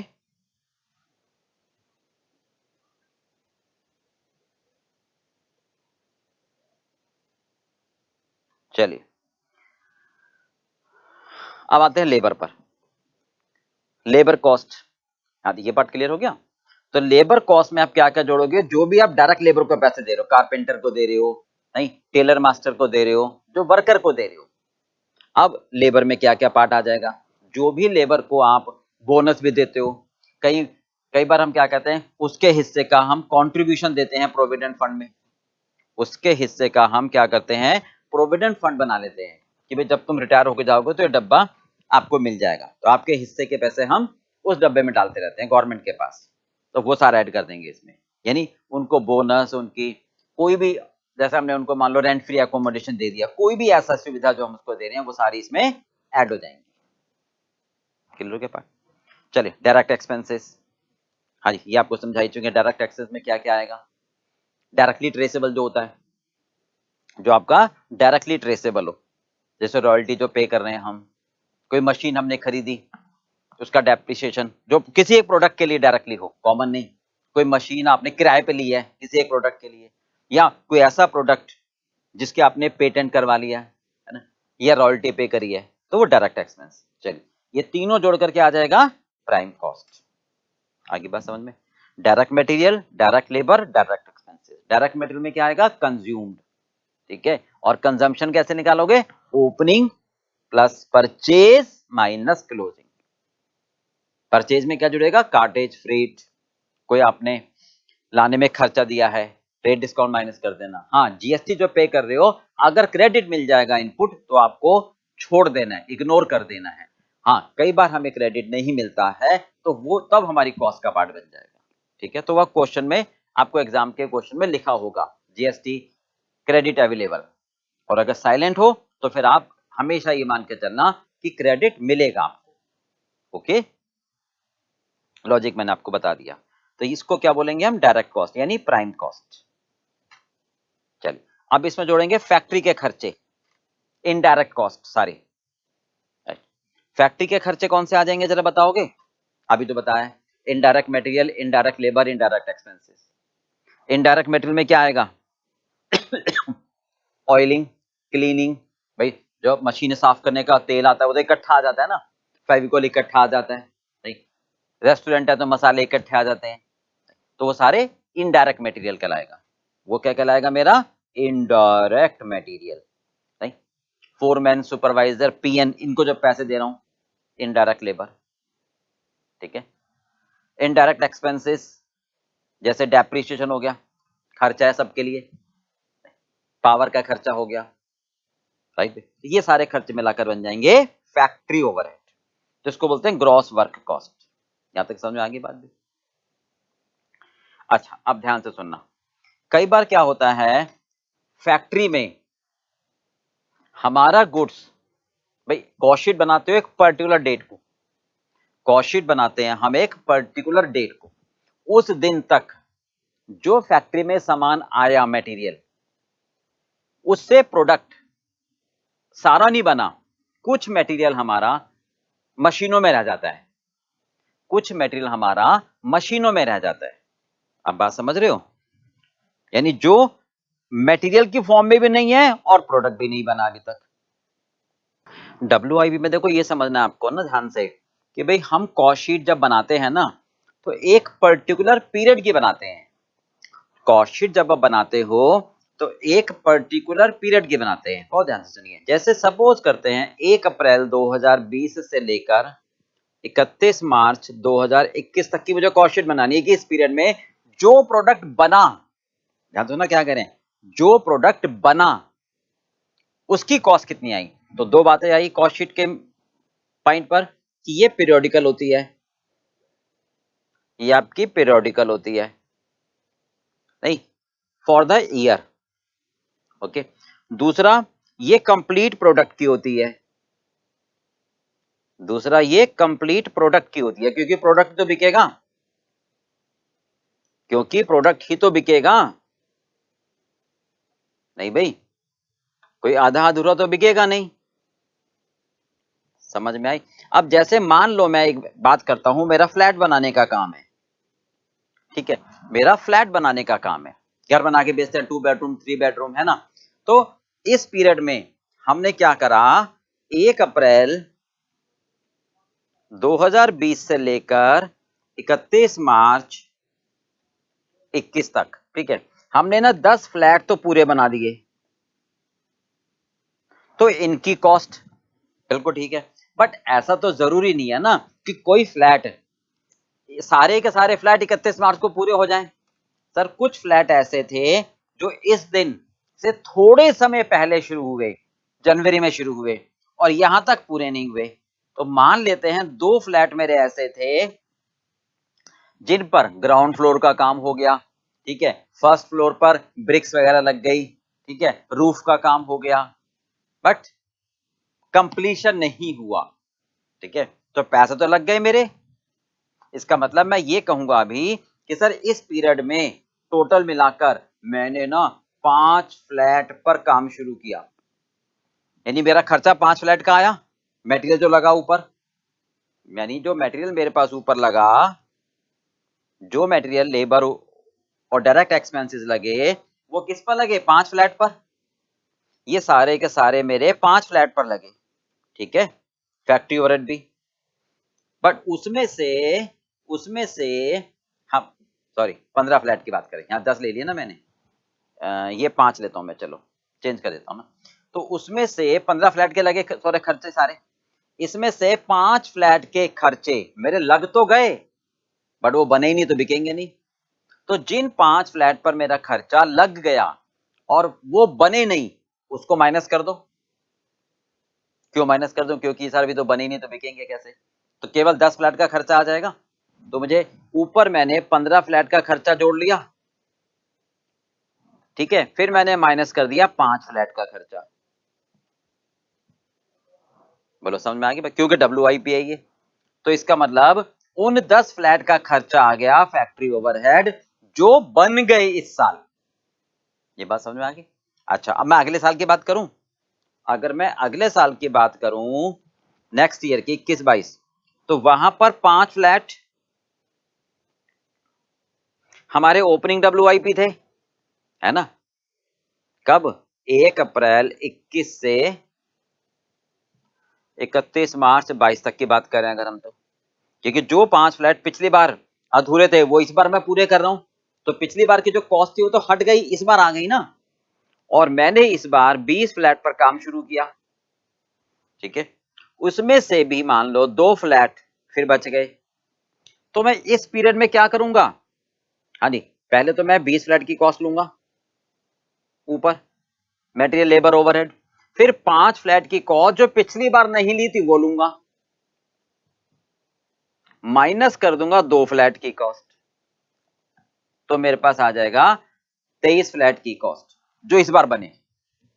क्लियर पार्ट में, इसको बोलते हैं ओपनिंग WIP, इसको बोलते हैं क्लोजिंग WIP, इसको बोलते हैं हम वर्क इन प्रोग्रेस। तो वर्क इन प्रोग्रेस का मतलब क्या हुआ, जो मटेरियल की फॉर्म में नहीं है, प्रोडक्ट की फॉर्म में भी नहीं है, यानी जिस पर काम शुरू हो चुका परंतु पूरा नहीं हुआ। देखो ना, अगर मेटेरियल की फॉर्म में होता तो ऊपर मेटेरियल माइनस हो चुका होता, तो ये वो है जिस पर काम शुरू हो चुका परंतु कंप्लीट नहीं हुआ है, ठीक है, तो इसको बोलते हैं हम वर्क इन प्रोग्रेस।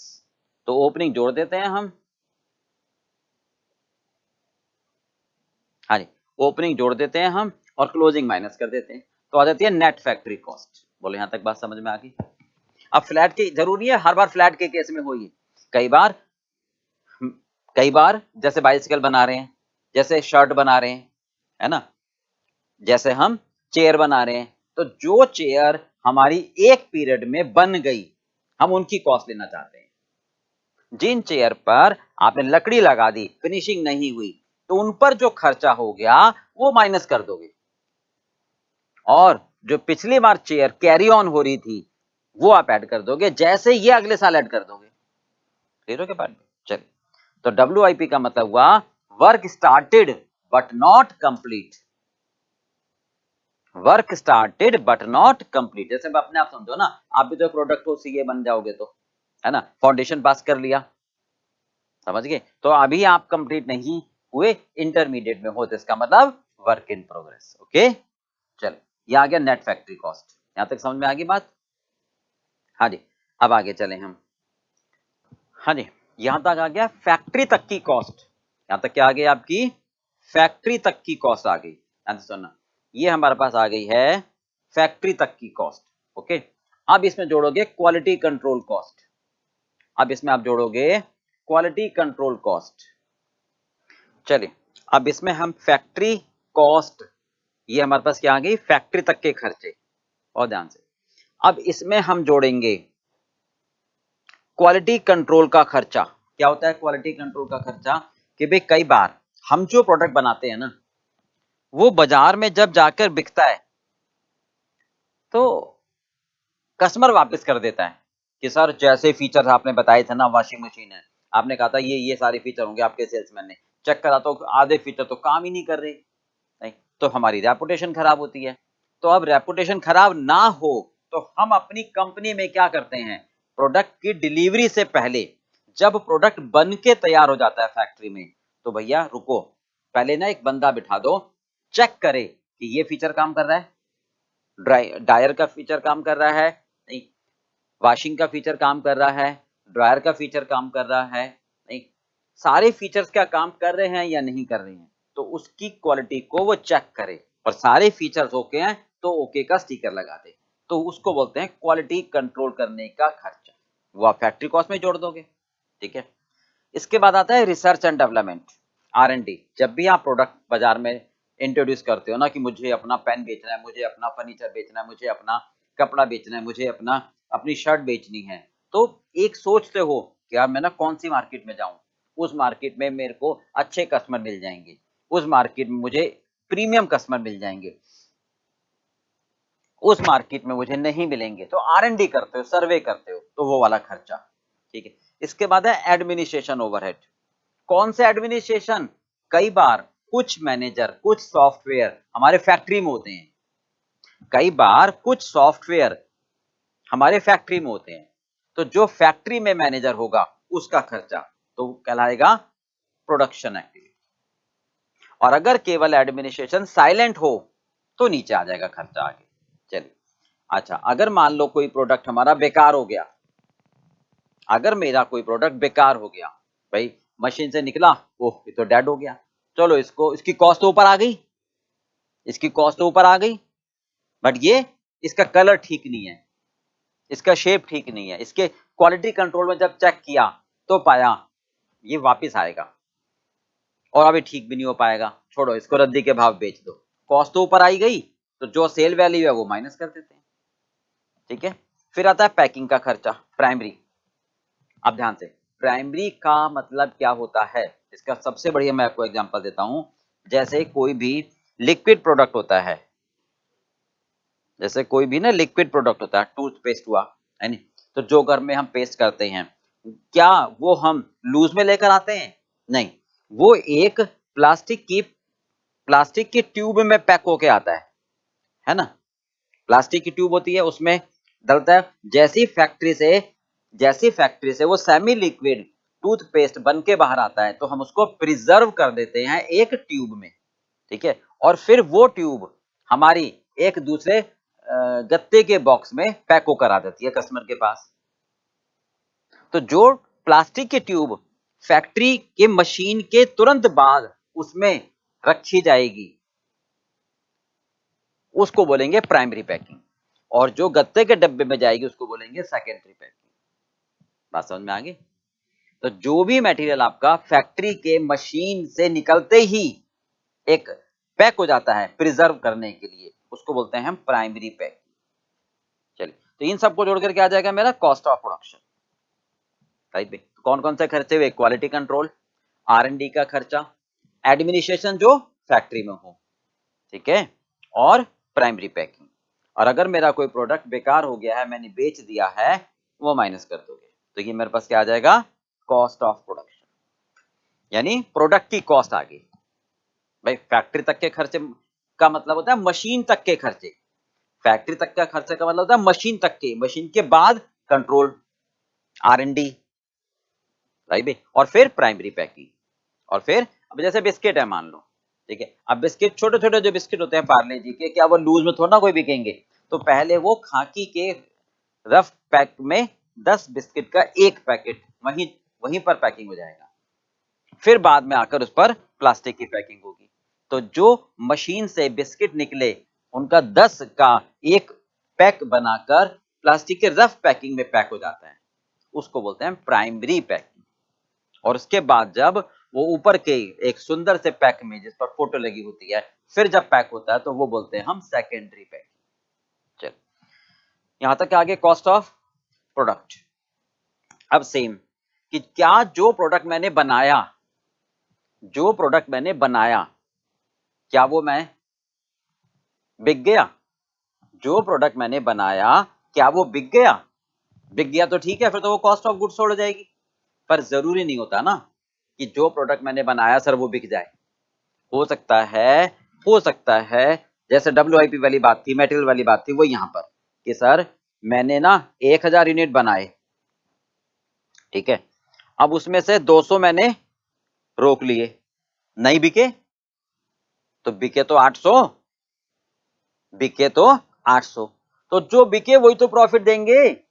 तो जो बिके मुझे उसकी कॉस्ट निकालनी होती है। क्लियर बात भाई?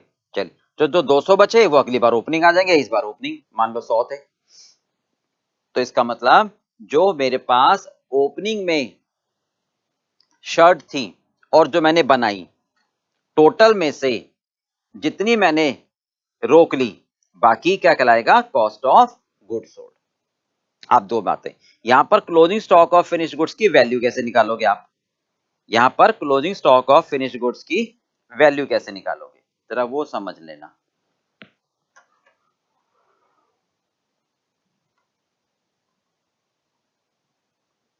वैल्यू ऑफ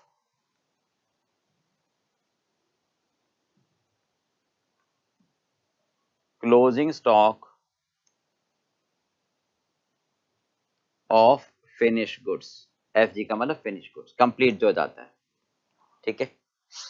हाँ जी, इसके दो तरीके हैं आपके पास, फर्स्ट मेथड, सेकंड मेथड।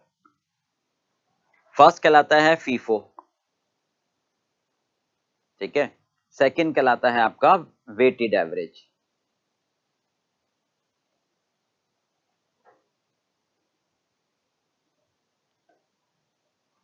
देखो फॉर एग्जांपल अगर हम बात करें ना,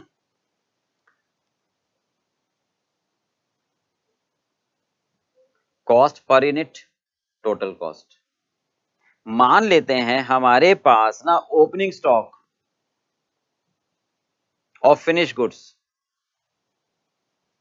100 यूनिट का था, यानी 100 शर्ट इस साल के शुरू में थी मेरे पास, जिनकी कॉस्ट मैं 1000 रुपए के हिसाब से कैलकुलेट कर चुका था, तो इसका मतलब 1,00,000 रुपए की कॉस्ट आई।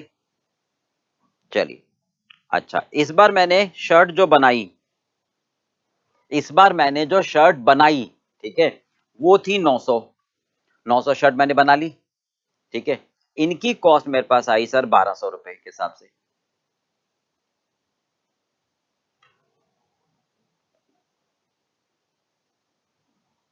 दस लाख 80,000, ठीक है। अब जरूरी थोड़ना है कि मेरी 1000 के 1000 बिक जाएंगी। अच्छा एक मिनट, इसको बोलेंगे quant production available for cell, goods available for cell.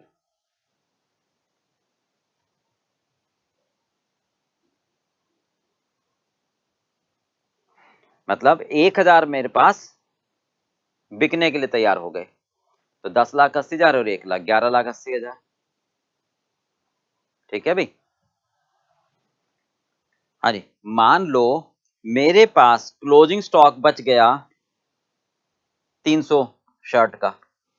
अब अगर मैं फीफो मेथड लेता हूं तो ध्यान से सुनना, इसका मतलब क्या है कि मैंने 700 शर्ट बेची, इसका मतलब मैंने 700 शर्ट बेची, तो जो बेची ना वो पहले ये 100 वाली बेची होंगी और 600 इसमें से बेची होंगी।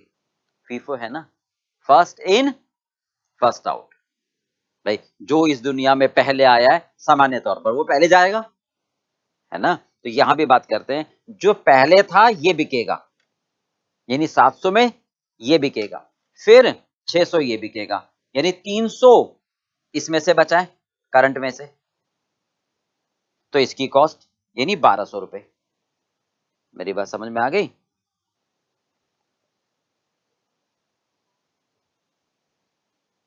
ये आ जाएगी बाकी cost of goods sold. Clear है? तो इसका फॉर्मूला बनाना चाहें तो क्या बनेगा? हाँ जी, cost of production divided by quantity produced, ये आ जाएगी cost per unit multiply by quantity of closing stock. इसका फॉर्मूला बनेगा current cost of production divided by quantity produced, ये कॉस्ट पर यूनिट आ जाएगी multiply by quantity of closing stock. बोलो clear part. ये है फीफो, यानी जो पहले आया है पहले जाएगा। अच्छा, अब थोड़ा सा आगे चलें, वेटेड एवरेज। यही अगर हम वेटेड एवरेज में लेते हैं कि सर 100 यूनिट थे, 1000 रुपए के हिसाब से हमारे पास 1 लाख रुपए की कॉस्ट आई थी। अब मैंने 900 बनाए, करंट में कॉस्ट 1200 रुपए, तो मेरे पास 1000 की कॉस्ट 11,80,000 हो गई। अब ध्यान से, मैंने 300 बचा लिए, 700 बेच दिए, नहीं तो जो 300 बचे ना वो 1000 में से बचे।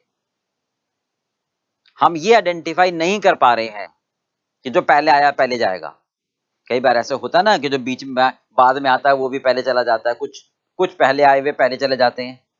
तो उस केस में हम लेते हैं वेटेड एवरेज। मतलब फिर आप ये कहोगे कि 1000 की कॉस्ट 11,80,000, एक की कॉस्ट 1180 रुपए, ठीक है। इससे मल्टीप्लाई कर दो 300 को, इससे मल्टीप्लाई कर दो आप 300 को, ओके। तो आपकी क्लोज स्टॉक की कॉस्ट आ जाएगी 1180 इंटू 300, 3,54,000। बोलो समझ में आ गई बात। तो क्या फार्मूला बना, हाँ जी, total cost of production including opening stock divided by goods available for sale. क्या बना फार्मूला आपका, हाँ जी, कॉस्ट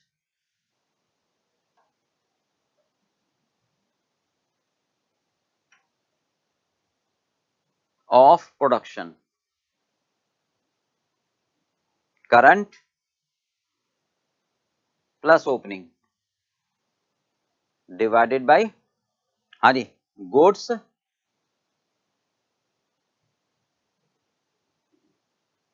अवेलेबल फॉर सेल। तो ये बना मेरे पास कॉस्ट पर यूनिट, इसको मल्टीप्लाई कर देना क्वांटिटी ऑफ क्लोजिंग स्टॉक। चलो क्लियर है बेटा। अगर क्वेश्चन साइलेंट है एग्जाम में तो आप हमेशा फीफो मेथड लेना, अगर क्वेश्चन साइलेंट है तो हमेशा फीफो मेथड लोगे। बोलो ये बातें समझ में आ गई। चल आप इसको पॉज करके नोट कर सकते हो। ये आ जाएगा हमारे पास कॉस्ट ऑफ गुड सोल्ड, ये आ जाएगा कॉस्ट ऑफ गुड सोल्ड। चलिए अब इसमें क्या जोड़ोगे आप, एडमिनिस्ट्रेशन खर्चे। कौन से, जनरल। ऑफिस में मैनेजर है, ऑफिस में अकाउंटेंट है, ऑफिस में ऑडिटर है ना, इन सब की फीस, ये सारे एडमिनिस्ट्रेशन खर्चे आ जाएंगे। इसमें क्या क्या खर्चा आएगा, हाँ जी, एडमिनिस्ट्रेशन ओवरहेड। देखना जरा एक बार, एक मिनट देखो, ऊपर आ जाओ, पेज नंबर 6.6 पर है। एडमिनिस्ट्रेशन में ऑफिस मैनेजर के खर्चे, यानी जो भी डेप्रिसिएशन होगा बिल्डिंग का, फर्नीचर का, ठीक है, फैक्ट्री का नहीं, ऑफिस में जो फर्नीचर है, ऑफिस की जो बिल्डिंग है, ठीक है। एडमिनिस्ट्रेशन एम्प्लॉइज, अकाउंटेंट हो गए, डायरेक्टर हो गए, सेक्रेटरीज हो गए, ठीक है। किराया ऑफिस का, ऑफिस की बिल्डिंग का इंश्योरेंस, लाइटिंग का खर्चा, एसी का रेंट, है ना, एसी का बिजली का बिल, ठीक है। इनडायरेक्ट मटेरियल, स्टेशनरी वगैरह, ठीक है, प्रिंटिंग स्टेशनरी, और लीगल चार्जेस, कोई ऑडिटर के पैसे हो, कोई आपने कस्टमर केयर के लिए कोई लीगल हेयर आपने किया हो, ऑडिट फीस, कॉर्पोरेट, ये सारे खर्चे हमारे किस में आ जाएंगे, एडमिनिस्ट्रेशन, राइट। चलो इसके बाद जोड़ने सेलिंग के खर्चे, ठीक है। इसके बाद जोड़ने आपको देखो सेलिंग के खर्चे, सेल्समैन की सैलरी, ठीक है, जो भी आपका एडवर्टाइजमेंट का खर्चा है, या जो आपकी मशीन है उनका डेप्रिसिएशन, जो सेल्स डिपार्टमेंट है, पैकिंग का खर्चा, पैकिंग कौन सा, सेकेंडरी, ठीक है। हाँ जी, चलिए मार्केटिंग का खर्चा, तो ये सब जोड़ करके आ जाएगा कॉस्ट ऑफ सेल। सेल में से माइनस कर देना, प्रॉफिट आ गया। बोलो बेटा, बात समझ में आ गई? तो ये आपका फर्स्ट पॉइंट हमारा क्लियर हो गया। ओके, हाँ जी। अब कुछ आइटम है, देखो, है ना, यह पेज नंबर 6.9 पर आप देख लेना, इंस्टीट्यूट के स्टडी मेटेरियल पर। जैसे अब नॉर्मल कॉस्ट है, मतलब भाई हमें तो प्रोडक्ट की कॉस्ट चाहिए ना, हमारे को तो प्रोडक्ट की कॉस्ट चाहिए। तो अगर मान लो कुछ ऐसे आइटम आ जाए जिसपे मेरा कंट्रोल ही नहीं है, कोविड हो गया, तो लॉकडाउन हो गया, अब लेबर को सैलरी तो देनी है, तो उस पीरियड में अगर मुझे कोई भी नुकसान हुआ है तो वो प्रोडक्ट की कॉस्ट का पार्ट नहीं होगा। प्रोडक्ट कहेगा भाई मेरी क्या गलती। अब प्रोडक्ट की पॉइंट ऑफ व्यू से सोचना आपको ना, तो कोई भी ऐसा पार्ट जो एबनॉर्मल आपको लगे, मतलब सामान्य दशाओं से अलग लगे, अब ये तो ना कि कोविड जैसे बार बार आएगा, है ना, तो कोई भी ऐसी इवेंट जो आपको लगे कि ये बिल्कुल ही असामान्य है, तो उसका खर्चा, उस वजह से जो लॉस होगा, लेबर ने स्ट्राइक कर दी, तो ऐसे लॉसेस को हम कॉस्ट का पार्ट नहीं मानते, ठीक है। अच्छा, दूसरा, कई बार, अच्छा एक मिनट, यहीं हमें पेनल्टी देनी पड़ जाती है कि भी आपने रिटर्न टाइम से नहीं भरी, आपने जीएसटी रिटर्न टाइम से नहीं भरी, आपने गवर्नमेंट के रूल्स फॉलो नहीं करे, नहीं, ठीक है, आपने विलंब कर दिया, डेमोरेज, आपने गुड्स को डिलीवर करने में, कस्टमर को डिलीवरी करने में डिले कर दिया, कस्टमर ने कस्टमर केयर पर केस कर दिया, मैं केस कर दिया और आप हार गए, तो आपको पेनल्टी देनी पड़ी, आपको डेमोरेज देनी पड़ी। तो जो भी फाइन डैमेज आपका नुकसान होता है, वो भी प्रोडक्ट कहते हैं मेरी गलती नहीं है, तो मैनेजमेंट की गलती है, तो प्रोडक्ट की कॉस्ट का पार्ट ना माना जाए, ठीक है।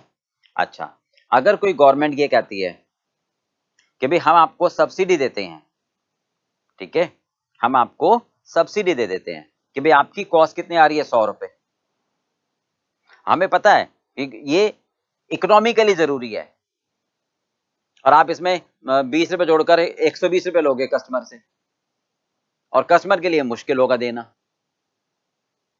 जो पॉवर्टी लाइन से नीचे रहते हैं भाई, वो कहां से देंगे, खुद सोचो ना। तो एक काम करो, आपकी जो कॉस्ट 100 रुपए की आती है ना, 10 रुपए हमसे ले लो, 10 रुपए आप हमसे ले लो, और कस्टमर को 110 में दे दो। तो इसका मतलब जो पैसा गवर्नमेंट हमारे को देती है, वो हमारी कॉस्ट में से माइनस हो जाएगा, वो हमारी कॉस्ट में से माइनस हो जाएगा। क्लियर बात? अगर कोई हम इंटरेस्ट पे करते हैं कि भाई मेरे पास पैसे नहीं है, तो मैं उधार लेके बिजनेस कर रहा हूं, उस पर ब्याज दे रहा हूं, तो भी प्रोडक्ट कहेगा भाई साहब मेरी क्या गलती, आपने बिजनेस कर रहे हो तो कैसे पैसा लगाओ ना। तो ये फाइनेंशियल आइटम है। तो इंटरेस्ट, ठीक है, पेनल्टी और असामान्य घटनाओं की वजह से जो खर्चे होते हैं, प्रोडक्ट का कॉस्ट नहीं होते हैं, और जो सब्सिडी मिलती है वो माइनस कर देते हैं। ओके, चलिए ये हमारा फर्स्ट टॉपिक क्लियर हो गया बेटा। अब इसके बेस पर आप क्वेश्चन कर सकते हो सारे, ठीक है, होप आपको समझ में आ गया होगा। अब हम आगे चलेंगे सेकंड टॉपिक।